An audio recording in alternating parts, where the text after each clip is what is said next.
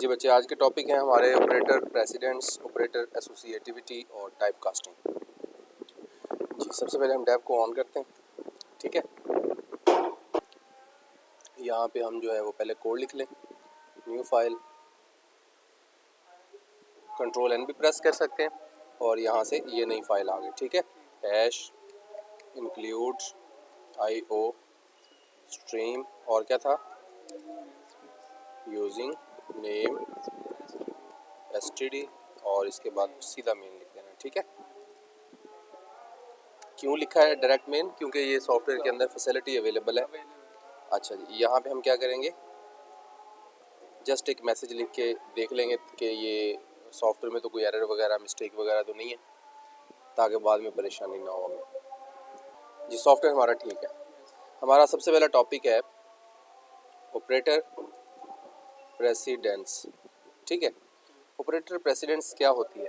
यानी कि फ़र्ज़ करें आपके पास सी आउट, यहाँ हम सिंपल कर लेते हैं 2 + 3 × 4। जी, क्या आंसर आएगा आपके पास? 10।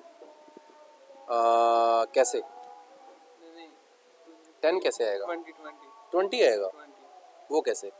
2 3 5 5 मल्टीप्लाई। हाँ, यानी आप कह रहे हो कि पहले 2 और 3 जमा होगा और फिर वो 4 के साथ मल्टीप्लाई होगा। दैट्स रॉन्ग, ये गलत है।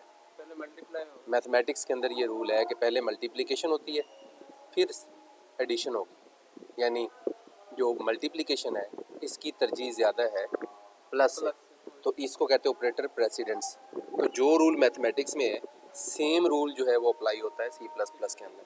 अगर हम इसको रन करें तो हमारे पास आंसर आएगा 4 3 12 14 आएगा, थोड़ा सा हौसले के साथ। अच्छा, अब अगर मैं इसमें 7 कर दूं डिवाइडेड बाय 2, पहले डिवाइड होगा 2 3।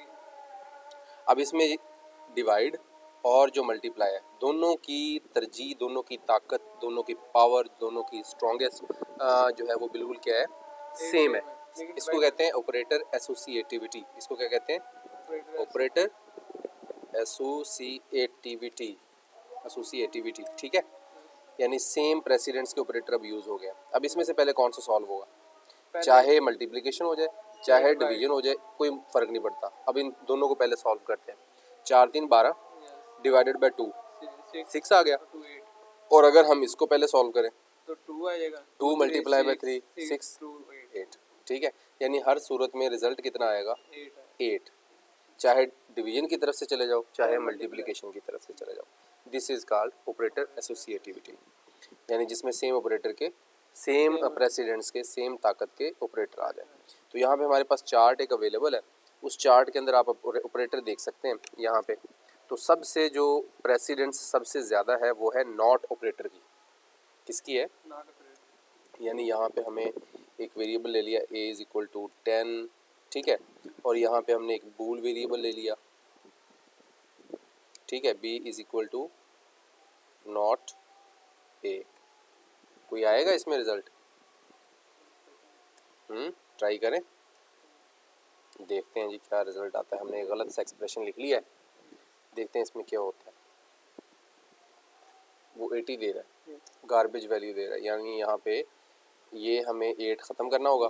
अब यहाँ पे आते हैं, अब ज़रा मुझे बताओ क्या डिस्प्ले हुआ है? डिस्प्ले हुआ है 0। वाई? इसका मतलब है कि जो ए में वैल्यू थी वो नॉट ए, नॉट इक्वल, यानी यहाँ पे फ़िलहाल हम लॉजिकल ऑपरेटर को यूज़ करने का कोई लॉजिक बन नहीं रहा, हमने ऐसे ही उसको यूज़ कर लिया है। ठीक है, लेकिन मैं ये बताना चाहता हूँ, वो ये बताना चाहता हूँ कि यहाँ पे जो है ये इसकी प्रेसिडेंस ज़्यादा है। ठीक है, +2 कर देता हूँ, ठीक है, या मल्टीप्लाई बाय 3 कर देता हूँ, तो ज़रा हमने एक खच सी मचा दी है, देखते हैं क्या होता है। 1 आ गया यानी कोई सेंस नहीं बनी इसमें। नॉट ऑपरेटर जो है सबसे पहले परफॉर्म हुआ है, ठीक है, लेकिन यहाँ पे चूंकि ये अरिथमेटिक एक्सप्रेशन था, यहाँ पे इसका कोई काम तो है नहीं। जो नॉट ऑपरेटर होता है ना उसको कहते हैं लॉजिकल ऑपरेटर। ये इसको हम बाद में नेक्स्ट कल जो है वो डिस्कस करेंगे। अच्छा, फ़िलहाल आपको जो अभी तक टॉपिक समझ में आने चाहिए थे वो कौन कौन से थे? प्रेसिडेंस और एसोसिएटिविटी, ठीक है। अब इसमें सबसे ज़्यादा पावर किसकी है?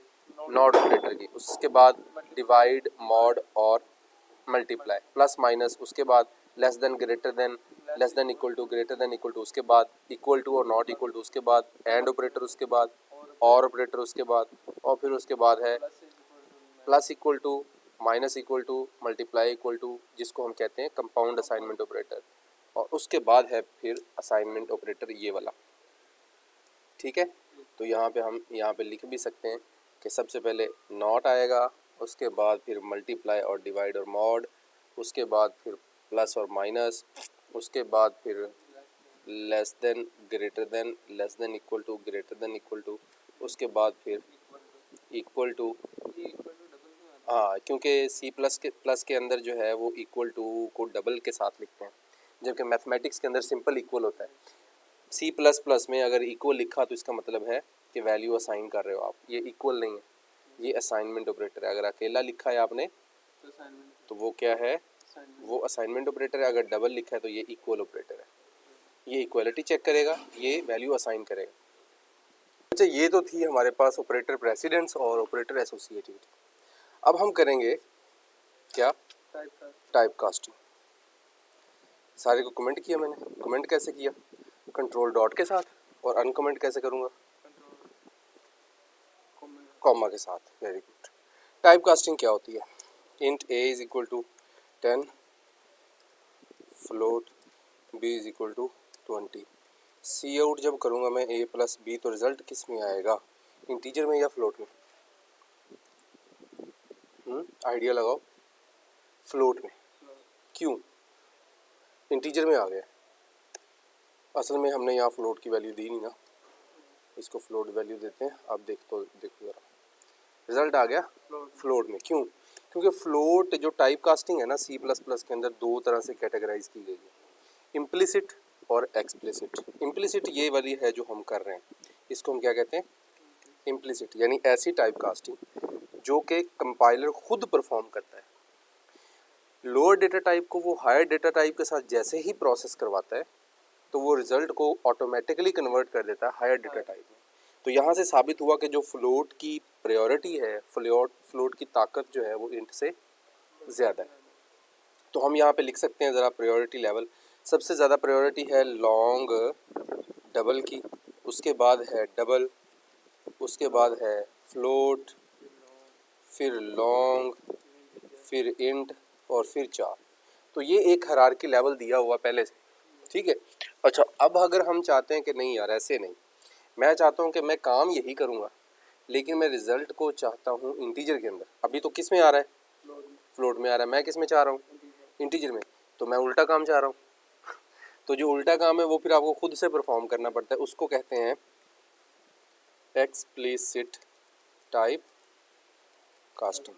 ठीक है, अब ये एक्सप्लिसिट टाइप कास्टिंग कैसे परफॉर्म होगी, देखें यहाँ पे ये फ्लोट का है ना, तो इसे हम कन्वर्ट कर लेंगे, ठीक है, इंटीजर में। अब मैंने क्या किया, अब मैंने जो फ्लोट का वेरिएबल था उसको इंटीजर में कन्वर्ट करवा दिया। अब वो इंटीजर का हो चुका है, तो अब मेरे पास जो रिज़ल्ट आएगा वो इंटीजर में है। तो मैंने खुद से टाइप कास्टिंग कर ली। मुझे इसको लिए कौन सा तरीका इस्तेमाल करना पड़ा, एक्सप्लिसिट। तो टाइप कास्टिंग क्या होती है, जब एक डेटा टाइप दूसरी डेटा टाइप के साथ परफॉर्म करे कुछ काम, तो रिज़ल्ट जो है वो किसी एक स्पेसिफिक डेटा टाइप में कन्वर्ट हो जाए, उसको हम कहते हैं टाइप कास्टिंग।